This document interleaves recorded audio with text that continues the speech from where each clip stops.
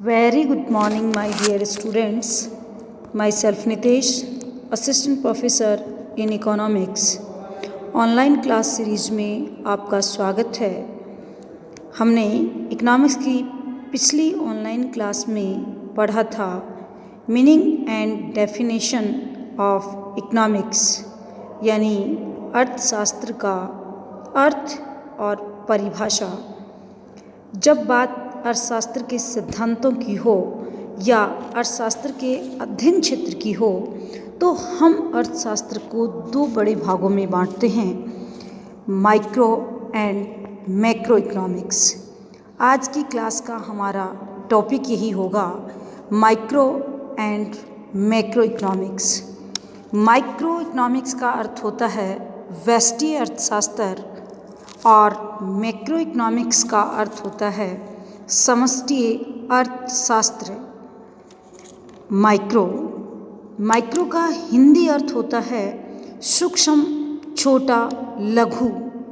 यानी micro economics में हम बहुत सूक्ष्म, छोटी, लघु व्यक्तिगत इकाइयों का अध्ययन करते हैं, इसीलिए हम इसे व्यष्टि अर्थशास्त्र कहते हैं।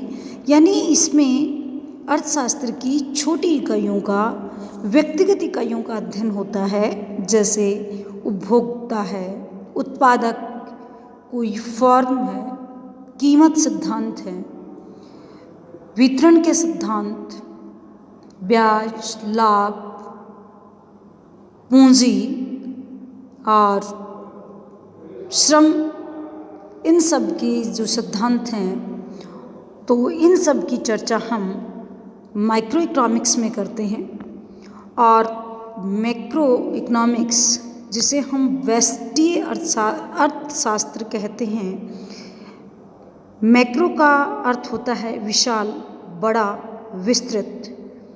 मैक्रो इकोनॉमिक्स में हम संपूर्ण अर्थव्यवस्था से संबंधित सिद्धांतों का अध्ययन करते हैं, जैसे राष्ट्रीय रोजगार के सिद्धांत, राष्ट्रीय आय, उसके बाद राष्ट्रीय रोजगार, राष्ट्रीय आय, बेरोजगारी के सिद्धांत, मुद्रास्फीति और गरीबी, बेरोजगारी। जो संपूर्ण अर्थव्यवस्था से संबंधित सिद्धांत हैं, उनका अध्ययन हम मैक्रो इकोनॉमिक्स में करते हैं। इस प्रकार अर्थशास्त्र के दो बड़े भाग हैं, माइक्रो एंड मैक्रो।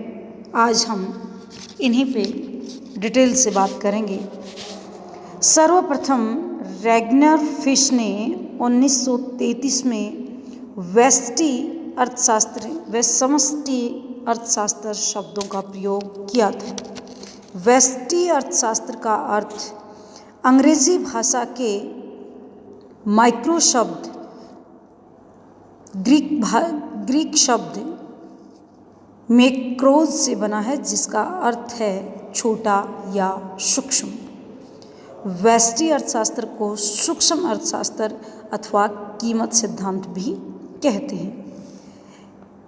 कीमत सिद्धांत इसलिए कहते हैं कि सबसे पहले व्यष्टि अर्थशास्त्र में वस्तु की कीमत का निर्धारण होता है, उसके बाद उत्पादन जो उत्पादन के साधन हैं, उनकी कीमत का निर्धारण होता है। इस प्रकार व्यष्टि अर्थशास्त्र में उपभोक्ता, उत्पादक, कीमत और लाभ, ब्याज, पूंजी और श्रम, इन सब सिद्धांतों का अध्ययन हम यहाँ करते हैं।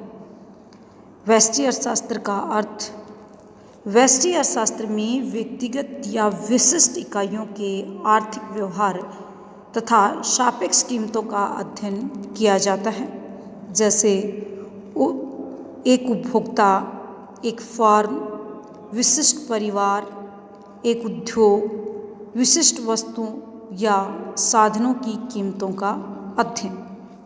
व्यष्टि अर्थशास्त्र में हम विशिष्ट इकाई या व्यक्तिगत इकाइयों की आर्थिक व्यवहार और कीमतों का अध्ययन हम करते हैं। जैसे एक उपभोक्ता हो सकता है, एक फर्म हो सकती है, एक परिवार है, उद्योग है, और विशिष्ट वस्तु या साधनों की कीमतों का अध्ययन हम व्यष्टि अर्थशास्त्र में करते हैं। व्यष्टि अर्थशास्त्र का क्षेत्र या सिद्धांत, वस्तु मूल्य निर्धारण या कीमत सिद्धांत। कीमत सिद्धांत में हम पढ़ेंगे मांग का सिद्धांत, demand theory of consumer theory. इसमें हम डिमांड थ्योरी और कंज्यूमर थ्योरी, उत्पादन लागत का सिद्धांत, सप्लाई थ्योरी। तो व्यष्टि अर्थशास्त्र में हम वस्तु के मूल्य का निर्धारण, इसलिए हम इसको कीमत सिद्धांत भी कहते हैं। सबसे पहले मांग सिद्धांत और उसके बाद उत्पादन व लागत का सिद्धांत। सेकंड, साधन कीमत निर्धारण, मजदूरी, लगान, ब्याज, जिसे हम वितरण का सिद्धांत भी कहते हैं और साधन कीमत निर्धारण भी कहते हैं, जिसका अध्ययन हम व्यष्टि अर्थशास्त्र में करेंगे। बाजार में मजदूरी, ब्याज एवं अन्य का निर्धारण कैसे होता है। और उसके बाद व्यष्टि अर्थशास्त्र में हम अध्ययन करते हैं आर्थिक कल्याण का सिद्धांत।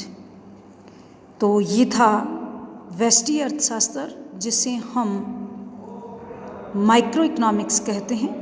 सेकंड, मैक्रो इकोनॉमिक्स, जिसे समष्टि अर्थशास्त्र कहा जाता है। अंग्रेजी भाषा का मैक्रो शब्द ग्रीक भाषा के मैक्रोज से लिया गया है, जिसका अर्थ है बड़ा या समग्र। समष्टि अर्थशास्त्र में समग्र अर्थशास्त्र या आय व रोजगार के सिद्धांत, इसे आय व रोजगार का सिद्धांत भी कहा जाता है। समष्टि अर्थशास्त्र का अर्थ है, समष्टि अर्थशास्त्र में अर्थव्यवस्था की समस्त इकाइयों का समग्र रूप से अध्ययन किया जाता है। जैसे बेरोजगारी की समस्या, मुद्रास्फीति, कुल रोजगार, राष्ट्रीय आय, सामान्य कीमत स्तर। इस प्रकार समष्टि अर्थशास्त्र में हम संपूर्ण अर्थव्यवस्था से संबंधित जो भी अवधारणाएं हैं उनका अध्ययन हम करते हैं। जैसे बेरोजगारी की समस्या, मुद्रास्फीति की समस्या, कुल रोजगार, राष्ट्रीय आय और सामान्य कीमत स्तर, ये सभी अवधारणाएं संपूर्ण अर्थव्यवस्था से संबंधित होती हैं, जिनका अध्ययन हम मैक्रो इकोनॉमिक्स या समष्टि अर्थशास्त्र में करते हैं। समष्टि अर्थशास्त्र का विकास 1936 में J.M. केन्स की पुस्तक the journal theory of employment, interest and money के बाद से हुआ। यानी समष्टि अर्थशास्त्र जो है उसका विकास J.M. केन्स की जो पुस्तक है journal theory of employment, interest and money, उसके बाद हुआ। उससे पहले क्लासिकल अर्थशास्त्री समष्टि अर्थशास्त्र को ना मानते हुए केवल व्यष्टि अर्थशास्त्र की अवधारणा पर ही ज़्यादा जोर देते थे। समष्टि अर्थशास्त्र का जो क्षेत्र है वो है आय व रोजगार के सिद्धांत। सेकंड, सामान्य कीमत स्तर का सिद्धांत। थर्ड, आर्थिक विकास के सिद्धांत। 4, वितरण का समष्टिगत सिद्धांत, जिसमें मजदूरी व लाभ के सापेक्ष अंश। इस प्रकार समष्टि अर्थशास्त्र में हम आय और रोजगार के सिद्धांतों का अध्ययन करते हैं, सामान्य कीमत स्तर का अध्ययन करते हैं, आर्थिक विकास के जो सिद्धांत हैं उनका अध्ययन भी हम समष्टि अर्थशास्त्र में करेंगे, और वितरण का समष्टिगत सिद्धांत है, ये भी समष्टि अर्थशास्त्र का भाग है। इस प्रकार आज की ऑनलाइन क्लास में हमने पढ़ा कि व्यष्टि अर्थशास्त्र क्या होता है, माइक्रो इकोनॉमिक्स क्या होता है, और समष्टि अर्थशास्त्र जिसे मैक्रो इकोनॉमिक्स कहते हैं।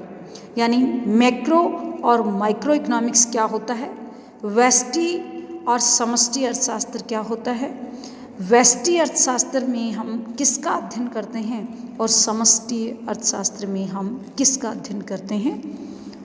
अगली क्लास में हम फिर मिलेंगे किसी नए टॉपिक के साथ में। थैंक यू, धन्यवाद।